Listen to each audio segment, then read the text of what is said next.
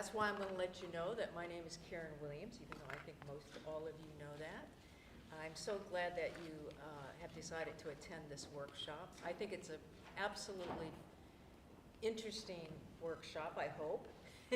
And what I want to do is relate things that are going on globally as well as how it can relate then in an individual way, all tied into A Course in Miracles. So this is actually our, thanks to Wendy, she keeps track, our 18th workshop that we've had on A Course in Miracles. So we have them sometimes monthly. If it is, it's going to be the third Sunday of the month. However, if there is other things scheduled here at Unity of Bloomington, like a potluck or something, then the workshop would not happen that month, but may happen the next month. So I'm basically here by invitation. I will teach this as much as I can, because I'll sit with one or 10 or 100 people and talk about A Course in Miracles. I think it's so powerful. So in the Course in Miracles, I think most of you know that there are 3 sections.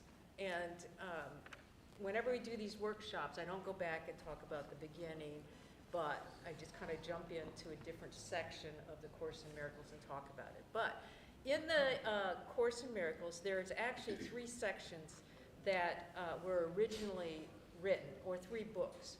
And there's 669 pages of text. And that lays out the foundation and the theory of A Course in Miracles. Then there is a section called the workbook, which is lessons. And there's 365 lessons. That is one for every day. And that's the practical application of what you're reading in the text. Okay? And then there's a 3rd section that I don't think we've ever talked about. And I thought, let's talk about that today. And that's called the Manual for Teachers. And that is basically questions and answers that students and teachers would have about A Course in Miracles. So one of the things you find in this Manual of Teachers section is clarification of terms. What do they mean by certain words? And when they talk about teachers, they're really talking about 3 different levels of people, which all of us are going to relate to at one of these levels. The first level would be any student that's on the spiritual path. Okay? The second level is that you actually are an advanced teacher of God. In other words, you're a person that you recognize there's an ego that we have created within us that kind of, as Wayne Dyer often says that I like, was EGO, or edge God out. And so an advanced teacher would be a person who doesn't allow the ego to be the one controlling what's going on in their life. In other words, there is very much a spiritual development that says, oh, yeah, what voice for God am I listening to? The voice for God, which is the terminology that the Course in Miracles uses, that the person that channeled Jesus, her name was Helen. Helen called it a voice, or Jesus did, as he channeled to her, and she wrote it down.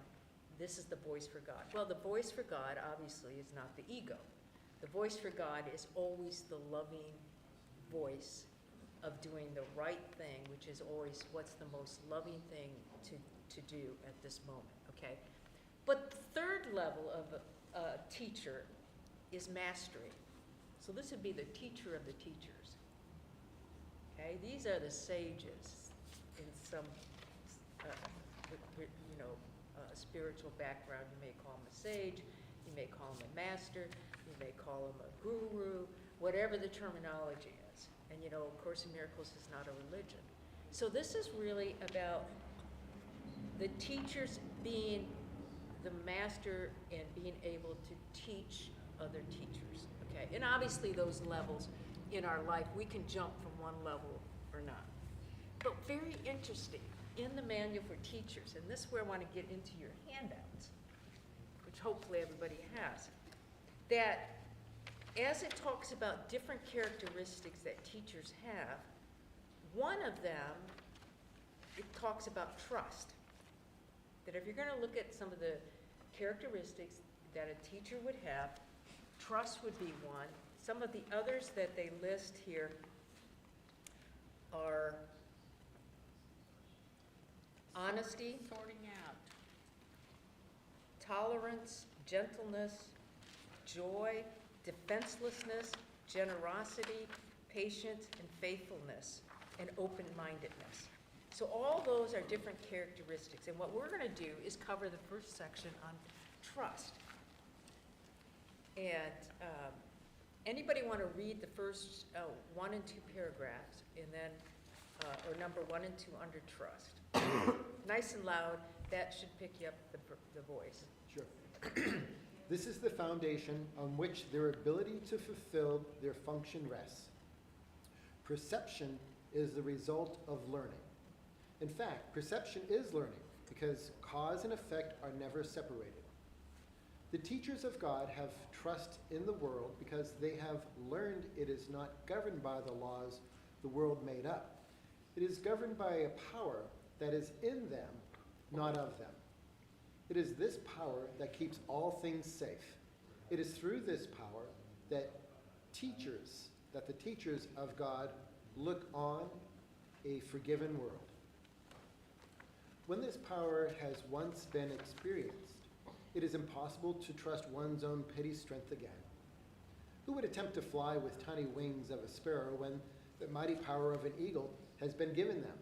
And who would place their faith in the shabby offerings of the ego when the gifts of God are laid before them? What is it that induces them to make the shift? Okay, so you see the questions and the answers. That's the entire Course in Miracles. There's so many questions in it. It's always asking a question, and then it gives you various different answers. So it's picking up on trust. And I love the line because Wendy and I are such avid birders, and Michelle's a birder too. But I love the line, who would attempt to fly with the tiny wings of a sparrow when the mighty power of an eagle has been given? Right? So I think that's like sometimes when, you know, if in fact I saw some pettiness, which I rarely do in my household, I think that would be a great line to use, don't you think? Yeah. But trust. And then it goes into how do you development of trust. And it goes into identifying actually 6 different periods.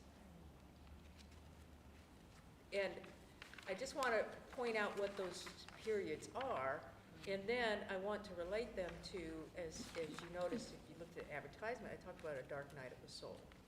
Because these 6 periods are also very much what one would go through when they're experiencing a dark night of the soul. So, and I'll define that in just a moment. But, so there's a period of undoing, there's a period of sorting out, there's a period of relinquishment, there's a period of settling down, there's a period of unsettling, and then a period of achievement. So don't worry, we'll get into what each of those are. But it's very much, as we read and look at what this is talking about, developing trust, to me, the terminology that came to me was the dark night of the soul. And partly because one of my spiritual teachers, actually, Michael Murdad, in Sedona, Arizona, wrote a little book called The Dark Night of the Soul. And how many of you have heard of that? Oh, yeah. Yeah. I had Yeah. that. Lazarus talks Okay. about it, yeah. Okay. The Dark Night is actually, it's a phrase. The Dark Night of the Soul was actually a book that was written by a 16th century Catholic mystic priest named St. John of the Cross. So it's a very old concept. And he wrote a book called The Dark Night of the Soul. And what he points out is there's 2 periods in that dark night of the soul. He calls the first period is the dark night of the senses. And then he talks about the dark night of the spirit. Now, or the period of, or the time of the spirit. Well,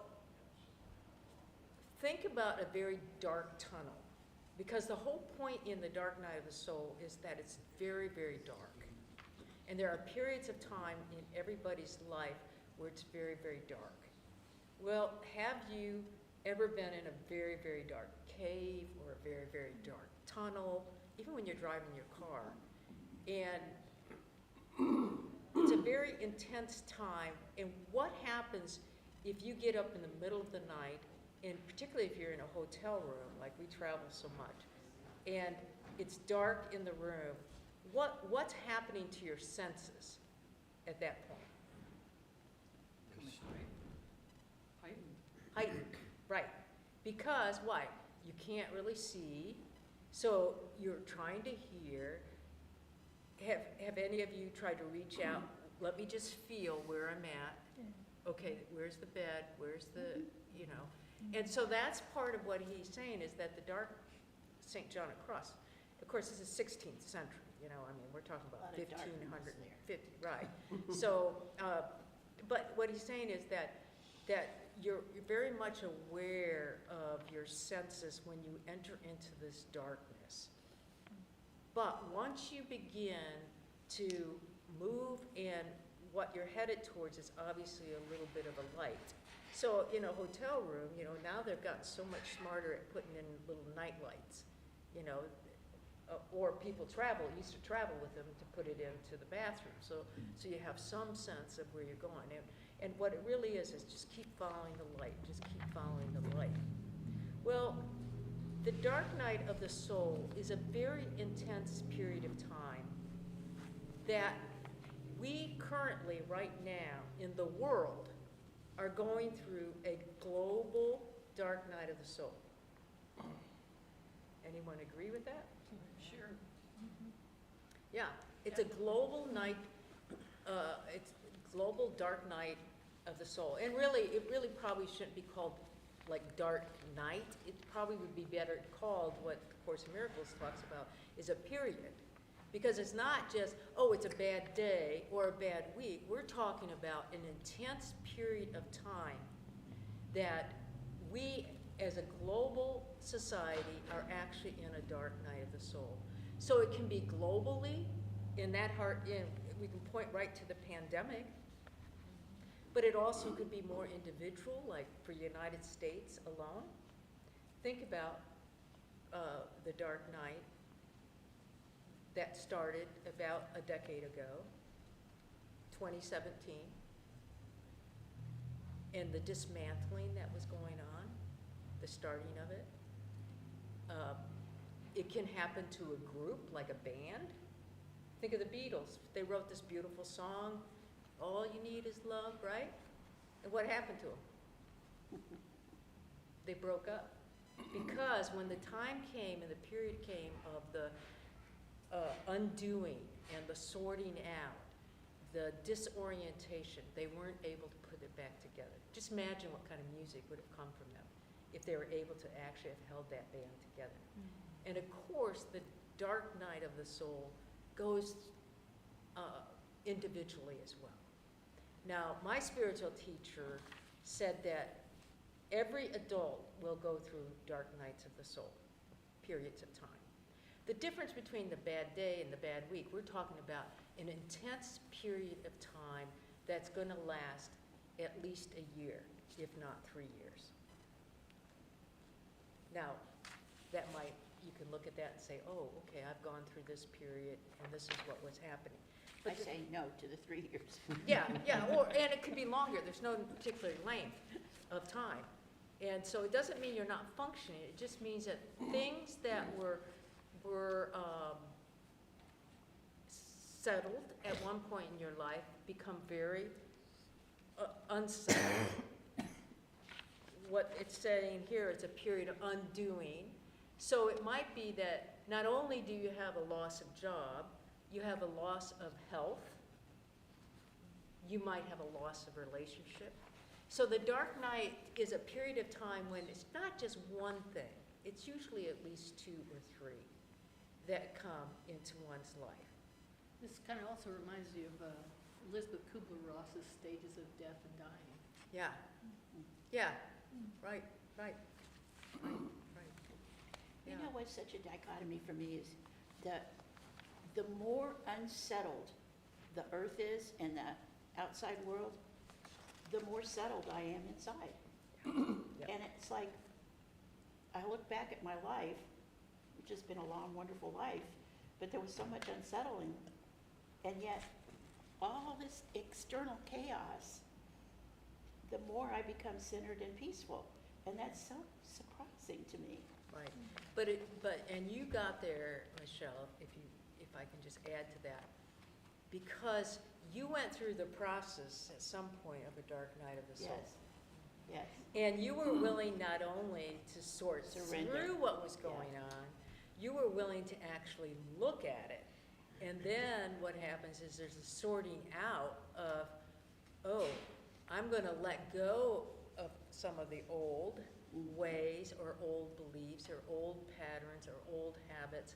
And in essence, I had my cup full of expectations of a relationship. I'm not trying to put words in your mouth, but I'm just Yeah, saying go that ahead. Yeah. how I see it generally with most people is I have to let go of, oh, I thought I was gonna do this career, but it didn't work out. Or I thought I was gonna be this kind of person, and I lost, someone significant. Or I thought this would be my job and I would be in it forever. I mean, think of those federal workers who have been scientists, who have been working on these projects thinking I'm gonna work to the end of my life, helping all of society with discoveries that can maybe cure the cancer or whatever it is. And now that job is taken away from me. So you have your cup and it's like, this is what it is. And you find that, oh, you have a sorting out period, and you have to empty that cup. That's called letting go. Elimination as the power today. Yeah. But if you leave that cup empty, what can happen is this stuff can come back. Unless you fill it. So where there was a sense of scarcity, I now fill it with prosperity. Where there was a sense of feeling very fearful, I fill it with safety. Where I feel that I don't have direction, I now have guidance, whatever it is. And if you fill that cup up, then you can go through whatever's going on outside of you. That's what you're holding on to is, oh, I've been there. And guess what? I'm at a whole new level because I've rebuilt a new life based on this, if you will, thoughts that help me to be more of the person I want to be, which internally is I'm filling my thoughts with love, with peace, with joy, with prosperity, with abundance, with safety, with wellness, whatever it is. And therefore, I realize anything that goes on around me, it's kind of what the Reverend Manasa hinted at today, is that externally a lot of stuff, but doesn't mean it actually has to impact us. Okay, so let somebody want to read what the Manual for Teachers is saying, to trust, because what do you need when you're in that dark tunnel and you're reaching out? You're trusting that there's a light at the end of the tunnel. Even if you can't see it, you're trusting that it is. So how does it relate to these characteristics? One of them is faith, right? Faith is the leap. It says take a leap of faith, even though you may feel that everything's kind of unsettled around you. I'm taking a leap of faith because I absolutely know there's a light at the end of this tunnel. Sometimes you just say, this too will pass, right? Every day. Yeah, this too will pass. Okay, so somebody want to read under the development of trust, paragraph 3, nice and loud. First, they must go through what must be called a period of undoing. This need not be painful, but it usually is so experienced.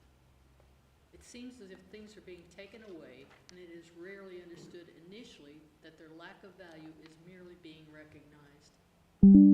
How can lack of value be perceived unless the perceiver is in a position where they must see things in a different light?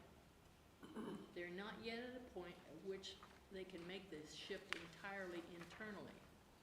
And so the plan will sometimes call for changes in what seem to be external circumstances. These changes are always helpful.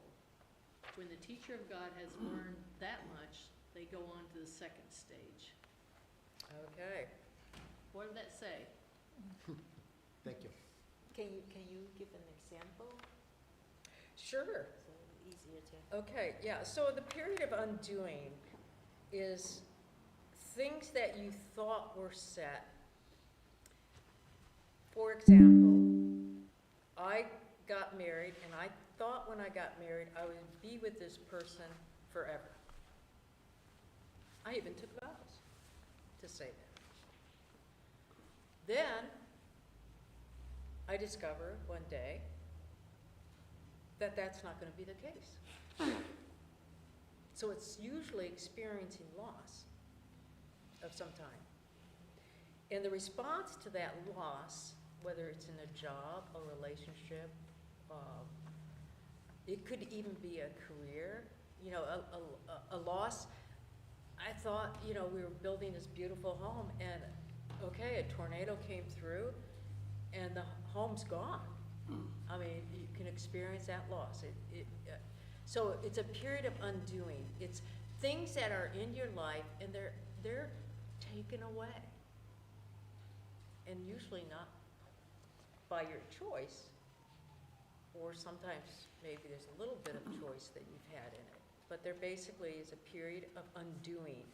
And so what throws people sometimes into this kind of dark night of the soul is things that were kind of established and set, and then all of a sudden they're starting to get, another way of thinking about this is they're starting to get dismantled, right? So,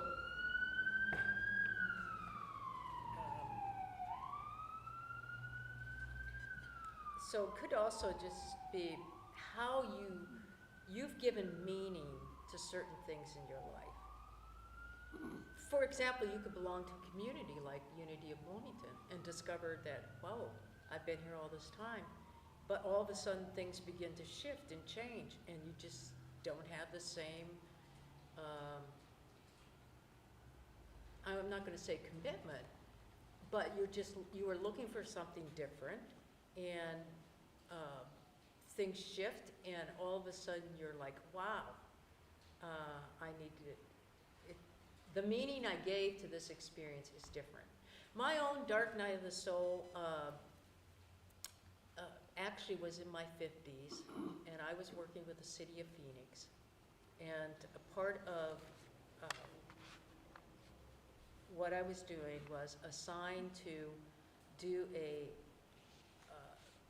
rehabilitation of the dry salt river that goes through Phoenix. You know, there's upstream dams because they wouldn't have water in the desert if you don't have upstream dams. And so that left then a dry river bed going through the center of the city of Phoenix. And so that land was then given to the sand and gravel companies, because what do you do with a dry river? There's a lot of gravel and rock and everything else. So even though they didn't per se own the river, they were mining all around it. Well, we got the opportunity with the city of Phoenix, with President Clinton at the time, expanded the mission of the U.S. Army Corps of Engineers, who usually just like a lot of concrete and do a lot of flood control, right? Anyway, to actually do a rehabilitation of this river. So it was working with all kinds of partners. That's actually where I met Wendy as an engineer at one of those meetings. But anyway, I worked on that project 15 to 20 years. Then the entire city and all over the United States went into financial issues. So they started consolidating. And so what they did is they took my position, and they didn't change my positions, but they changed my department. And then that department, the Parks and Recreation, decided I should no longer be involved in that project. Well, I'd been involved with the project almost my entire career. It's amazing. And so then when it was taken over, they just didn't have the same perspective nor background than I did. And it threw me into really a dark night of the soul. It wasn't that I didn't function, it wasn't that I wasn't friendly, it wasn't that I,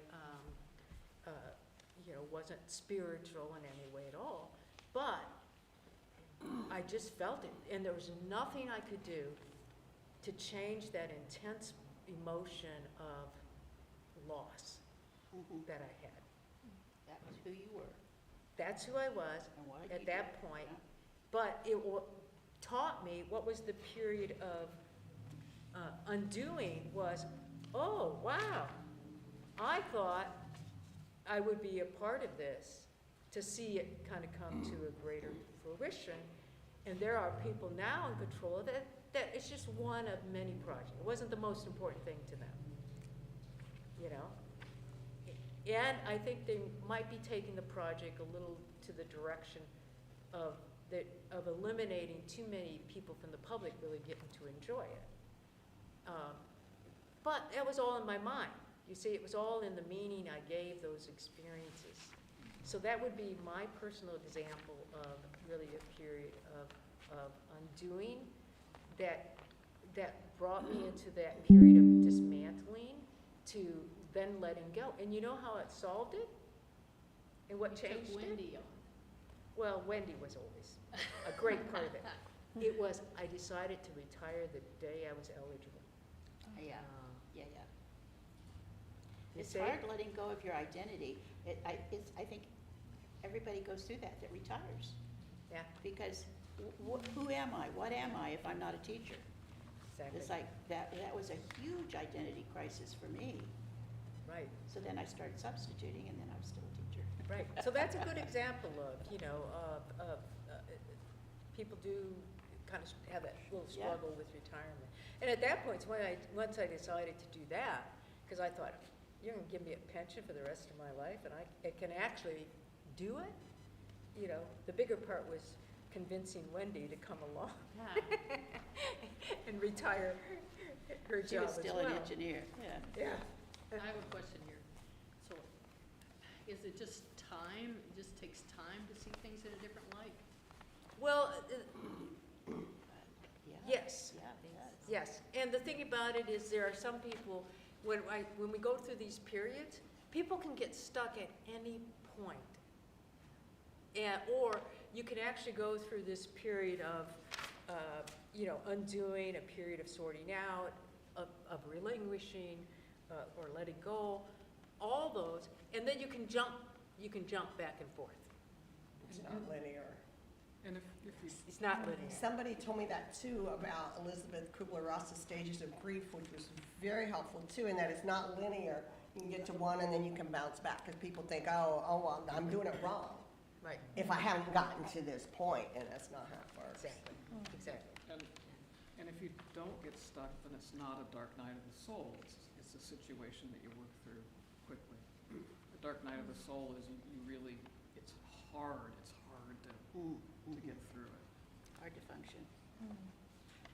Well, shall we go on and just read a part of this period of undoing? And then the next period is period of sorting out. I would, if you wanted to put those two together, another way of labeling this is often called dismantling. That you're actually, you're losing some things are getting dismantled, but that's a very important process. And again, all the process is always to get you to the light, or to get you to, you're on the spiritual path. This is what can help you get to a better level of the spiritual path, better meaning, more peaceful, more joyful, more loving. So number 2, somebody read, or number 4, nice and loud. Next, the teacher of God must go through a period of sorting out. This is always somewhat difficult because having learned that the changes in their life are always helpful, they must now decide all things on the basis of whether they increase the helpfulness or hamper it. They will find that many, if not most, of the things they valued before will merely hinder their ability to transfer what they have learned to new situations as they arise. Because they have valued what is really valueless, they will not generalize the lesson for fear of loss and sacrifice. It takes great learning to understand that all things, events, encounters, and circumstances are helpful. It is only to the extent to which they are helpful that any degree of reality should be accorded them in this world of illusion. The word value can apply to nothing else. And of course, here the Course in Miracles is picking up on a foundational teaching, which starts with everything in this world is an illusion, and that there's only one reality, and it is the divine presence of God. That is only love, only joy, only peace. So it's picking up on whenever you value anything that you're seeing in this world that we created, okay, that's A Course in Miracles, not saying it's other teachings. And the Course always says, you can, whatever teaching takes you basically back to recognizing you're no longer separated from God, they're for it. It's just saying this is one way to look at it. And in that teaching, it's saying the only thing of value then is what is the presence, or you could think of it as heaven. Heaven is the divine presence, and earth here is the same as saying hell. Okay, it really is. It's like, there's no way around it. That's what the Course in Miracles says. So anytime you're attached to anything in this world that you're seeing with your eyes or those senses, then in fact, it's not real. And so know the truth that you're still in the presence of God, but we fell, if you will, when we chose instead to have a mad idea that we separated from God. And at that point, we then created an ego that edges God out, and that's when we then are choosing, is this love, or is this a call for love, is how the Course in Miracles puts it. Okay, so that's the terminology when they use reality. They're talking about heaven and the divine presence, and they're saying anything of value can only be in that. So, in that presence of the divine within us. So what do you think, the period of sorting out? So you've had some kind of undoing that's happening, some kind of loss, and then all of a sudden you have to begin to realize, oh, I gotta sort out, who am I gonna be now, right?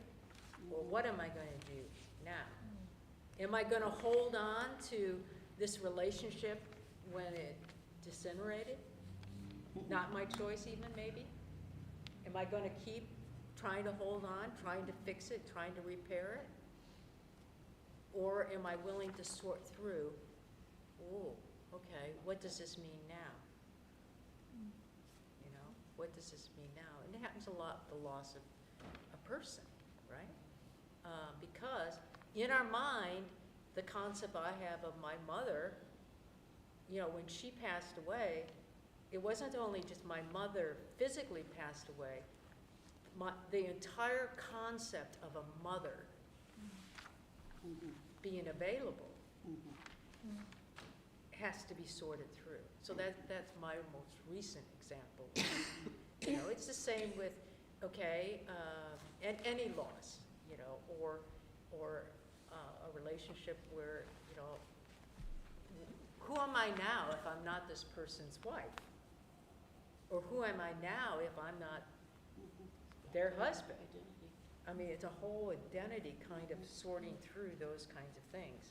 I think that when I'm sorting stuff out at home, that's why I feel so peaceful, is it's all part of that sorting that's reflective of the inside too. Because don't you feel more peaceful walking into a bedroom that has a bed made? Yeah, because it's sorted, it's peaceful, and I think that my house is not a place right now. There's just too much clutter, so my goal whole this year, is to work on that clutter, because the outside reflecting the inside of that sorting out is, I can play it out in my physical world. So in essence, it's kind of everything's gonna, allowing it to surface is a big challenge for some people, for most of us. But if you allow it to surface and you're willing to say, I'm willing to recognize this psychological pain that I may be going through, but if I'm willing to stay with it, I can at least investigate it. So part of this period of sorting out is it's come to the surface. And in the case of like what you're saying, maybe I need to clean some things out. How many of you have had rummage sales? And it's like, oh, these were at one time treasures. And there's this sorting out of, well, at one point this was more meaningful to me and I'm willing to let it go. Or now that I have a new, mixer, I don't need the old one, or whatever it is, because now I find the usefulness of it. But it's sorting through those kinds of things. But all of them have different meanings. All the items in this garage sale, it can bring up a painful memory, it can bring up a happy memory. Either way, it's you're willing to say, I'm willing now to sort through it and to let it go. And some of us are, I'm willing to let it go at the right price. Right? Conditional. Right? Yeah, yeah. Can we Yeah, call so- it the dark night of decluttering? Yes. Which can be very difficult for people. I mean, it was, Oh, yeah. very, very Letting difficult. go. I keep seeing a vessel, a container, and I'm going to apply this just to what my thought and my essence is right now.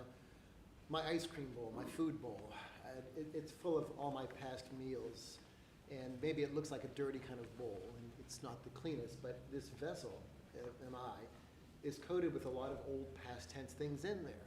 So when I hear these messages, as we are in the last week's message, emptying the vessel out, washing the vessel, cleaning it. I'm actually kind of losing my old food that was in the bowl, something that I really enjoyed and appreciated. And now that my bowl and my vessel is clean, what do I want to put into my bowl? Well, I want to put in these attributes that we keep talking Right. about. So my bowl is clean, yay. I know there's lots of things that want to creep back into my bowl, but all I want is full of my acceptance, my blessings, my loving, my joy, my gratitude, etc. And I don't know why I keep seeing a bowl, but I keep seeing this vessel that we want to now put nice things into it, so it's full, so the other stuff can't actually get back into it. That's right. It may have served a purpose, it was good back then, but no longer. And my last thought is on the word trust. I remember a phrase of, you don't have to trust God. And it's like, well, that seems kind of weird. You want to trust God, yeah, but it is so great and it's so prevalent. You actually don't have to trust God. Well, that seems kind of strange, doesn't it? But if everything is perfect just the way it is, I don't have to trust it because, God is. thank you. Perfect. Yeah, exactly. Right. Yeah, okay, thanks for getting that in my head. That was a good visualization, yeah. Well, Yeah, you don't have to trust because you know there is the light at the end of the tunnel isn't going to dim. Yeah. It's only going to get brighter. Right, Because when Michelle said the word dichotomy, you go, Yeah. oh, that's right, I don't have to trust God. yeah. And also, I like your concept of a bowl, because the sorting out that we're talking about, it's like you've got something and it's all stirred up. And like there's a lot of grounds or a lot of dirt or whatever. And what do you have to do? Sometimes you have to wait for it to settle down, right? Right? It's even like sometimes people make coffee that way, right? That you have the water Cowboy filtering French through press. all the grounds and everything. Yeah. But you gotta allow it time to settle down. Not that you want any of those grounds in that beautiful cup of coffee, But you have to allow that settling down to happen, that sorting through kind of thing. And that's really, well, let's go on to the next period then. So we've kind of come to this dismantling. And right now, in United States of America, the dismantling started really in about 2017. And the pandemic was part of us. It was kind of like, go home, think about, it was a time when everybody was faced with new realities. Oh, what are your attachments? Oh, I'm a grandmother, a grandfather, and I can't go and see my grandchildren. Or I'm actually stuck at home and I'm not with my colleagues. I can't stand this. Others went home and said, thank God, this is great. I don't have to put on clothes hardly. And I can do washing and go to my computer and, you know, and this really works. I mean, but the school children, forced to be home, some of them thrived. And so many of them, it was like, oh They man, need did that they need a social. teacher and they needed a social, group. yeah. You know what I mean? So the dismantling of what we had as expectation, and now in the last year, pat yourself on the back, we made it. But think about all the dismantling that has gone out. I mean, unbelievable dismantling. But the good news about all that is that we'll get to the period where what that means we can have new and better policies, right? So we've done the period of undoing, the period of sorting out and that dismantling. Now we're going to move into the period of relinquishment. That's basically saying the letting go stage. So somebody want to read number 5.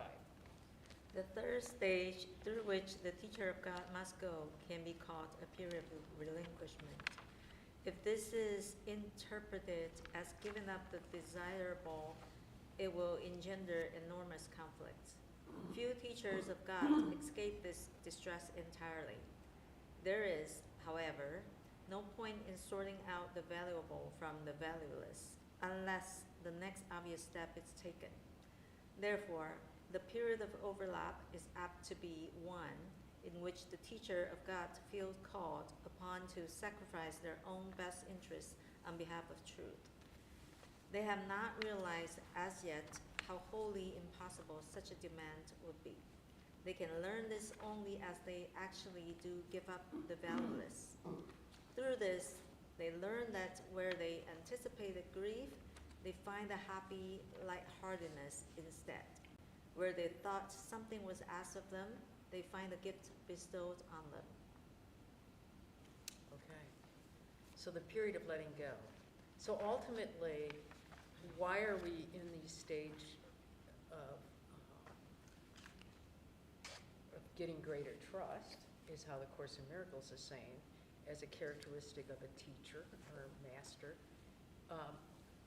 If you think of it as kind of a dark night of the soul process, you now are at the point where everything's kind of dismantled, but you're beginning to see a new way.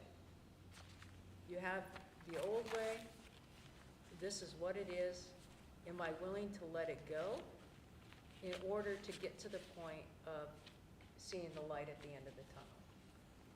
So anybody have any thoughts on, or maybe an example you want to use in your own life where you had to go, no, I really did have to let that go?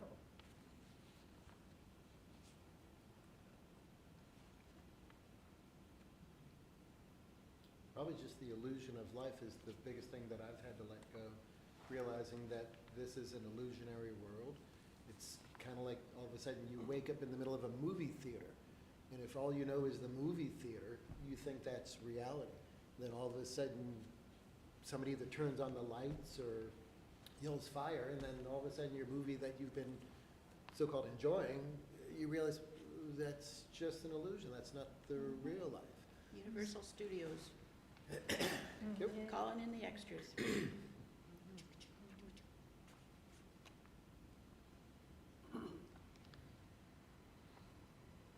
Michael Murdad has a saying I really like though, know the truth, respect the illusion. Right.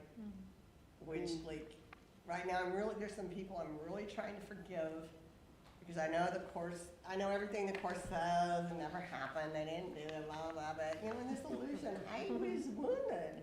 I was attacked, I was this, I was that. So right now, but I'm really working, but my ego wants to hold Yeah, on to the yeah, fact that, but I can see the blessing of it. Now I can see, this all how, I've just moved here from Arizona where I had a dark night of the soul. Oh, okay. Southern Arizona, it was the year of the snake. And so that's what I'm really working on letting go right now. My ego just doesn't want to do it. But the reality is, I mean, I shouldn't say reality because of the way Course uses that term, but what's wonderful is, and what I hear you saying, Casey, is, but I'm willing, which is also in the Course in Miracles, just says all it takes is a little willingness. I'm willing, though, to recognize that's what it is. I'm willing to get sensitive, if you will, or aware enough that I can begin to sort through. Is this the voice for God, or is this the voice of the ego? Well, how do you answer that? Well, how's it feel? Yeah, hurt is a tricky thing, Right. because you attach it to people sometimes. And so the whole thing about my cousins, kind of rejecting me after I got up here. I got up here to kind of hang with them, and then they rejected me and, don't talk to me. And so it's the hurt that's clinging to that I keep thinking, well, this is an illusion, and what you're doing is you're dismantling this whole process, this whole family connection, and why is it so important to you? This is my family, Okay. and so I'm replacing the family, but it's the blood family that, why are they rejecting me? Why don't they love me? I love them, what's going on? But they're not healthy to be around, Yep. So it's like, this is the family that I love and knows, supports me and loves me, and yet the other family, is the old system that's dying away. Okay. Sounds Yeah. like you're sorting between the valuable and the valuable. Yeah, Exactly. yeah. Exactly, yeah. right. You can see But that. that's that little trigger of hurt, but they've hurt me, because I don't want to hang on to hurt. So, the trigger that I do when that happens is count my blessings one by one, fill that bowl with just the blessings. Yeah. Another thing that's really helped me though is also been doing internal family systems where you get in touch with your inner child, your inner teenager, Yeah. your inner critic, and then you become your own inner loving parent, which is Yeah. God. So if I think, the inner child was really wounded there. Yeah. And so then I can be compassionate to, okay, honey, it's okay. You can be mad, you can have a tantrum, you can be mad at these people, and God's now gonna come in, and we're gonna heal it, we're gonna take care of it, and we're gonna, make it all better. So, and I've heard also maybe sometimes you can refer to the ego as the inner child sometimes. I don't know if that's an exact correlation with the Course, but, it's a part of me, it's not the whole of me. There's a bigger part of me that knows we can forgive the whole thing. Yeah. Well, let's go on, and then I'm going to go on to number 6 and number 7, because I think, and then we'll get to the very hopeful number 8, which is the period of achievement. But, so we've let go, and now we're getting into a period of settling down. Someone read number 6. And number 6, now comes a period of settling down. This is a quiet time in which the teacher of God rests a while in reasonable peace. Now they consolidate this learning. Now they begin to see the transfer value of what they have learned. Its potential is literally staggering, and the teacher of God is now at the point in their progress at which they see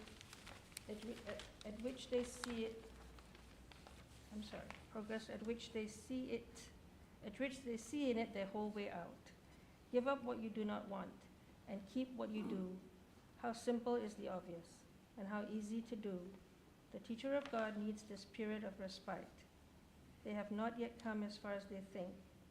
Yet, when they are ready to go on, they go with mighty companions beside them. Now they rest a while and gather them before going on. They will not go on from here alone. Okay. Okay, so the hopefulness of that is quite wonderful, isn't it? It's like, oh, okay, everything got stirred up. My expectations were one thing. Now I realize, oh, maybe that wasn't the, in fact, it was an expectation I was placing on them, expecting a certain response. Well, wow, now I'm learning that maybe it'd be better not to have these expectations that I'm putting on people and just trust day by day my inner self and the divine presence to lead me step by step. So I'm feeling better is really what it's saying, right? That it's got all stirred up, you're willing to let go, you're willing to look through issues and attachments and expectations. You're giving up maybe the need to be right or the need to control, whatever it is, and you see that, and so there's kind of this whole period of time where, okay, good. Okay, I've got a little bit of a respite here, right? Right? I'm at the stoplight, and before I was like just gunning for that light to get green so I could take off. Now I'm willing to get to the red stoplight and just breathe. Just be calm, and then I'll move forward. But what's interesting about that is the next one. The next stage, indeed, is number 7. Somebody read that. I'll read it.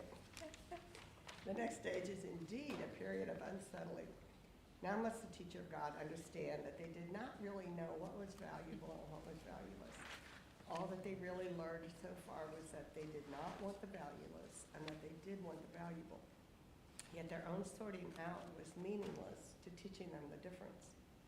The idea of sacrifice, so central to their own thought system, had made it impossible for them to judge. They thought they learned willingness, but now they see they do not know what willingness is for. And now they must attain a state that they remain impossible to reach for a long, long time. They must learn to lay all judgment aside and ask only what they really want in every circumstance. Were not each step in this direction so heavily reinforced, it would be hard indeed. Okay. What I love about this particular part is very few teachings tell you, okay, you're going to go through this period of dismantling. You're going to go through this period of recognizing that, you got to sort through some things and you got to let go. Oh, and you get a little bit of this temporary respite. Things are better now. And doggone it if that issue didn't come back. And you're back to a period of unsettling. It's like the onion, peel Yeah. after peel. Yeah. And how many of you have ever had it where, oh, I really worked on that. Yeah, I worked I've on had that. a lifetime of that. And it's like, are you kidding me? You know? Have I learned nothing? Yeah, exactly. And so, I really do think it takes a lifetime. Yeah, exactly. yeah. Exactly. It's an onion peeling layer by Exactly. layer. And so what's happening here, and it's kind of, and I love that the Course in Miracles is saying this, in that, okay, you can really work at something, and in fact, it's so much better, but then and you can have that sense of, this is good, this is good, this is good, but something can still happen, and you can be thrown back in it. And Wendy and I sometimes laugh because what used to maybe trigger us, what I have found on the spiritual path, recognizing these different stages and being willing to work through them, is that the period of time, though, that I stay in that, like, I feel really unworthy, or I feel like I'm really challenged with a scarcity concept, whatever it is, that the time for me to bounce back is so much shorter. Have you Yes. seen that? Yes, Well, give yourself a hand. that's what gives you Because that hope. means you see, we're Yeah. on the spiritual path. Mhm. And guess what? We're moved from level 1 to just being a student starting the spiritual path to I'm more and more advanced. I'm not quite the master to be there all the time, but boy, am I far more advanced than ever before. I've heard the metaphor of a spiral staircase. Right. Because you're here, but at least you weren't here. Exactly, exactly, yeah. And the lost gospels, have you heard of, those sometimes? And I wrote this one down because when I read this here, the period of unsettling, the second saying, the Gospels of Thomas, there's 114 sayings in that are teachings that didn't make it into the scripture, but they're just basic sayings. Well, saying number 2 is this: those who seek should not stop seeking until they find. We've all heard that, seek and you shall find. But when they find, they will be disturbed. When they are disturbed, they will marvel and will reign over all. Now, isn't that interesting?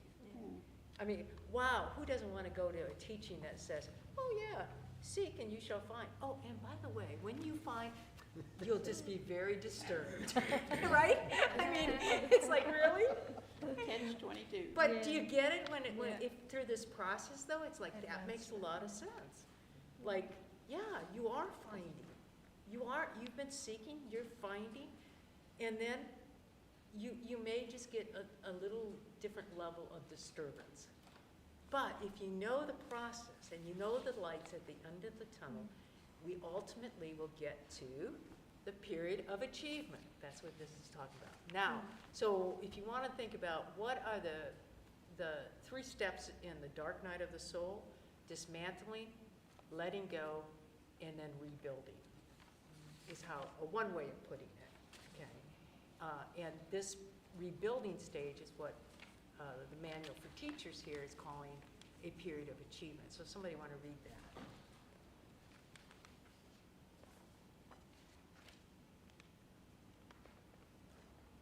And finally, there is a period of achievement. It is here that learning is consolidated. Now, what was seen as merely shadows before becomes solid gains, to be counted on in all emergencies as well as tranquil times. Indeed, the tranquility is their result, the outcome of honest learning, consistency of thought, and full transfer. This is the stage of real peace, for here is heaven's state fully reflected. From here, the way to heaven is open and easy. In fact, it is here. Who would go anywhere if peace of mind is already complete? And who would seek to change tranquility for something more desirable? What could be more desirable than this? Okay, yeah. So it gives the promise that, you know what? If you actually are willing to look at your issues, which is the same way as looking at your patterns, looking at your beliefs, because part of this whole process of getting greater trust and taking this leap of faith, entering a dark tunnel, knowing that there is in fact only the light, and sometimes they say it's the darkest right before the dawn, but if you're willing to go through that process, ultimately you'll end up in the light. And a period of achievement where things that maybe before triggered you, now you're able to not be triggered by them. But ultimately it's maybe things that you believed and now you recognize a different belief, a more advanced belief that gives you greater peace. And I think you talked about it, Michelle. I believe that, hey, it's really important to be connected to the blood relatives because family is important, or certainly that connection should be made. Now I'm realizing I get to choose who my family is. And that means that I can let them go Or I can put pretty good sideboards on when I'm involved with them, meaning I can be there and not be disturbing to my peace. You know? Somebody like, you know, can call me and want to criticize me on the phone or try to make me feel bad. I can say, you know what, we're not gonna go there anymore. You know, you've got 5 minutes to tell me what it is, and how could I be helpful? You see what I mean? Not taking the call, not writing the text, whatever it means. But it's done in such a way that I always say, stand up for what's right, if that's your value and beliefs. Just don't do it in anger, would be my suggestion. Stand up for what's right, but not trying to destroy another, not trying to make enemies of another. Always looking for the way which is always forgiveness. I'm sorry that I had these expectations on you, and I wanted you to be a certain way. I placed those expectations on you. Nobody else did that. Those came from my mind and my beliefs. I placed them on you. I'm sorry. Please forgive me for having put you in this place and expecting you to respond to me in a certain way. I love you. I'm willing to let that go, right? I'm sorry. Please forgive me. I love you. Thank you. Thank you. And thank you why? Thank you because now I recognize I have placed these on you. Thank you that you have helped me in my spiritual growth. And now I stand more solid and on a more solid foundation and on a greater light. Say that again one more time, that saying. It's actually the Ho'oponopono Yeah, prayer. yeah. Ho, it's an old Hawaiian ancient prayer. Ho'oponopono. Ho. Ho'opono. Okay, Wendy and Palin have here. Pono means to make it right. So it's kind of like, I'm gonna make this right, I'm gonna make it double right. And how it relates to in the Course in Miracles is, everything is, there's only one of us here, ultimately, is what the Course in Miracles is saying. It's saying that when God created us, he said, let there be light, and we were only light. There was nothing physical about it, we were just pure spirit and divine presence. He is as our creator. I am as God created me. I will to be the Christ on earth, is what the Course in Miracles says. But as soon as a mad idea came into our mind that we could separate from God, an impossibility, because how can you separate from all that is? But as an impossibility, we still believed it, and when we believed it, we created the ego that edges God out. And at that point, we fell and we splintered literally into so many different fragmented pieces, and that we ended up here then on earth. The Course in Miracles says you're really just sleeping in heaven, but you're dreaming of this reality and the physical body. And so our responsibility now in the place we are is to awaken or to enlighten and recognize the truth, which the Course in Miracles calls the reality, which is you cannot separate from the divine. At the same time, as long as we're seeing each other, which there's really only one of us here, so that means that you're looking at a hologram, and that everybody is just a piece of one person. And in a way, we're trying to put everybody kind of back together, but more than that, we're trying to believe that as we're looking at someone, I couldn't even see you if you weren't if you weren't me. Everything internally is being played out. This is your movie in the screen. Everything's being played out on a screen of life. And I'm playing my part, and everybody else is playing their part. So when you think about this, as I put it in talking about a dark night of the soul globally, who's absolutely the perfect person to be the disruptor? Yep. We know. We all know. Yeah. Because and what's going on right now, and we've been in it for a few years now, almost a decade, if not a decade, is this terrible dismantling.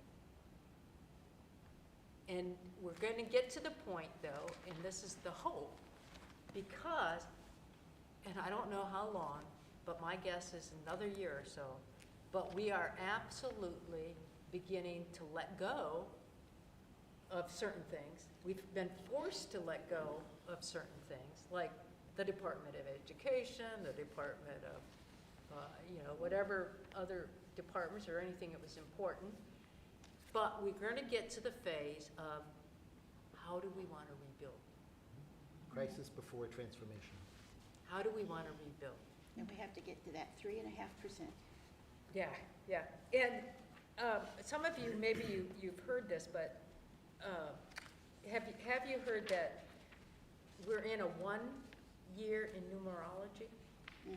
Do you follow numerology at all? It's a science, but just kind of like the astrological signs. But we're in number 1. And how do we know that? Because take 20 and 26 this year and add them up. What's the number? 10, 10. Take 1 and 0 in the 10, and what do you have? 1. 1. Michelle was saying that last.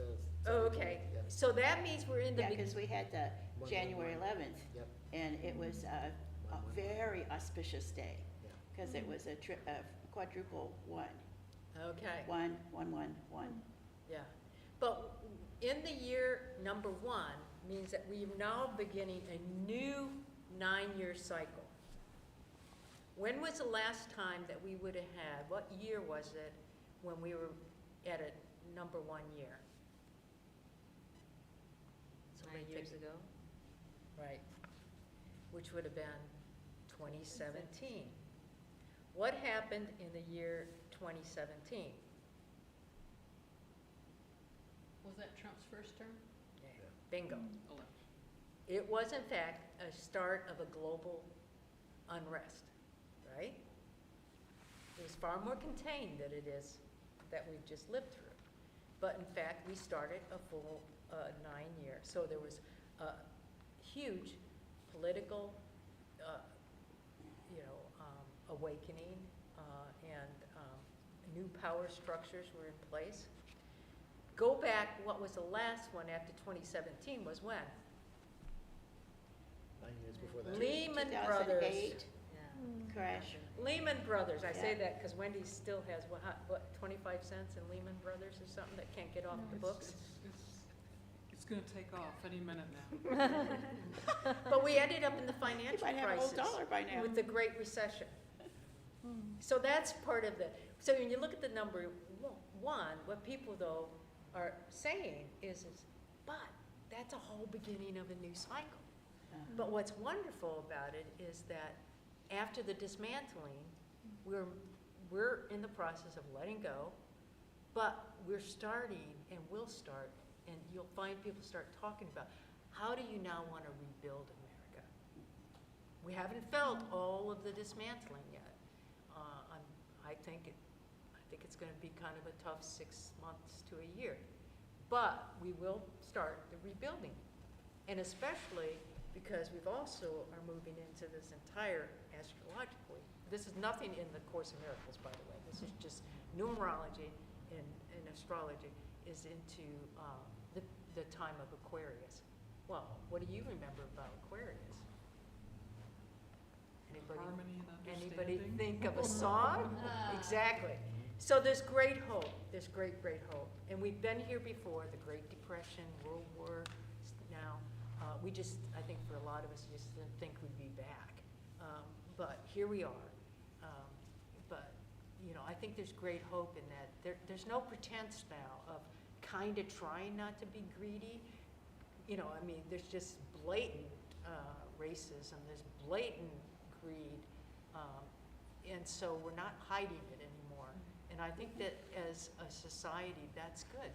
It's a wake-up call. That's good. 'Cause It's now a we wake-up see it. call. We see it. It's not hidden. Right. And it's the ability to say, this is not what we want. No. Exactly. Do the big Exactly. no. Exactly. Yeah, when you know what you don't want, it's easy to know what you do want. Exactly. So can you see also how that's part of the process, you know? It's like, yeah, part of the process is, Exciting. okay, I ended up with an addiction and I went to the 12-step program, and the first step is you can't do it alone. Depend on a power that's greater to you, however you define it, but depend on that power. It's no different than us, you know, choosing what voice am I going to listen to? And am I willing that if there's some dismantling, oh, I've gotten attached, maybe there's some letting go. But ultimately, if I let go, I will get to the point of rebuilding a new life. And I get to decide, with guidance, what that new life will look like. And most people, if you go through that, do I want to work with the city of Phoenix anymore? Hell no. You know, I have no anger, no rage about it. I'm grateful that I happen to be fortunate to get a pension check that I also, you know, had a contract to get. I'm happy for that every day of my life. But, wow, what a better life. Sometimes I can't even think about what was it like to have to actually do all the things I'm doing now and work too. So God bless you when you figure it out, because it's like, man, we get so busy and we're not really committed to show up every day, which is really kind of nice. So the whole rebuilding, the whole process, it's a wonderful thing. It's no different, and I'll end with this. What I've described to you could also be called the soul level healing process. Meaning the soul is that part when you decided to separate from God, when we did. We ended up creating an ego, but our soul was created when the day that, or it wasn't really the day, but as soon as the divine presence said, let there be light, that light, that soul, which is within us, is often thought of as being in the heart. Because in that heart, in that soul, is where we're making the choice. The choice of what voice I'm going to listen to. Am I going to go to my divine true self and my loving, peaceful, joyful self that I was created to be? Or I'm going to choose to be in my body and allow my body and allow my emotions and allow my senses to rule the day, or listen to that voice that's edging God out. It's our choice, and that's the choice we have every day. And in a way, our entire, we agreed to be here at this time, let me just say that. That's how most spiritual teachers will say it.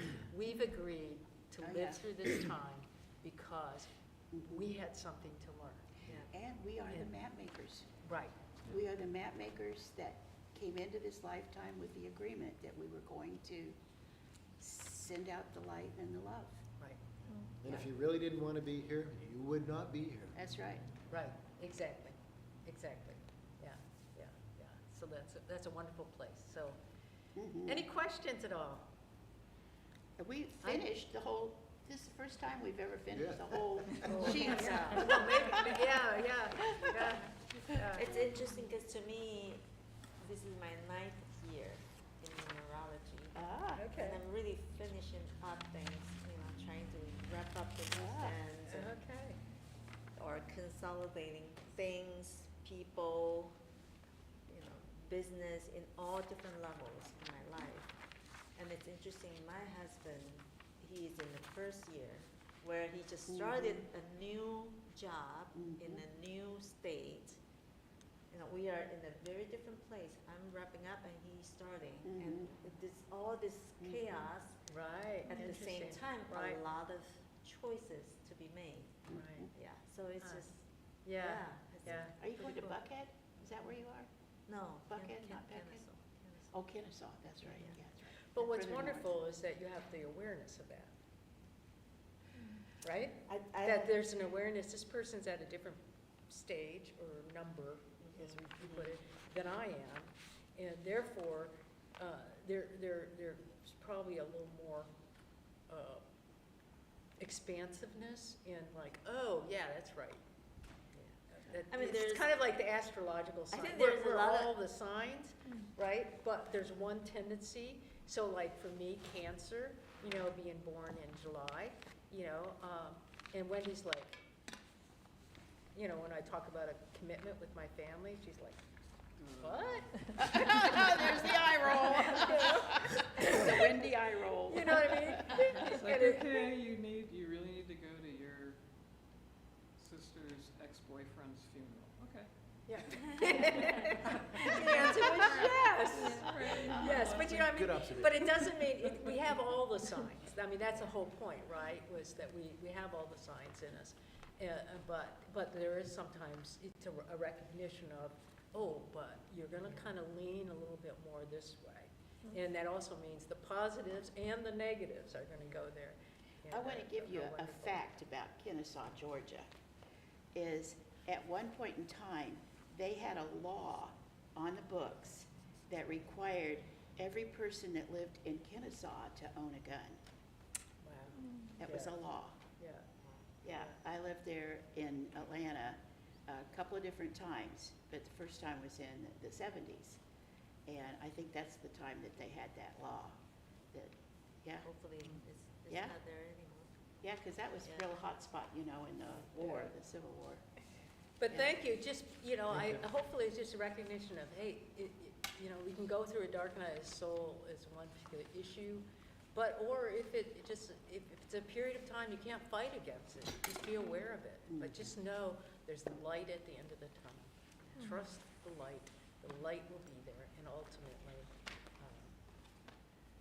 Now you mentioned, I did go through, Dark Night of the Soul last year, on my 8th year, because I Yeah. tried to figure out Is that a directions and things, why is That's really it this way? I don't think I wanna go there, but why this happened, pretty all this, Right, sure. the whole year. yeah, And yeah, I feel like I was stuck, right? you know? It was Right, the but year of the that's- snake. that's A a lot of year- people have said that, Yeah. now that I know it was the year of the snake, it Yeah. makes sense. This is the year of the horse, the fire horse. You absolutely are describing it. Giddy up. And for some, it can be a My year, son it is can be born 3 years, it can be Year of the even longer. Horse, Really? my son, yeah. Yeah. So I told him, get ready. This is the year, it's Yeah. gonna be a better year this year. Yeah. I've got my sword with me to cut through illusion. Oh, cool. Thank you, Karen. Thank you Oh, so much, thank you. Karen. That Thank you is very my much. father's Thank you, sword. Wendy. Wow. Randy, do you recognize this It sword? is a sword. Oh, No, I don't. Yeah. Sinbad is what comes to mind. It's actually a Masonic sword, a shrine Randy. Oh, okay. sword. It was my father's. Those are random. So But I was oblivious. do you it's want those very papers? interesting.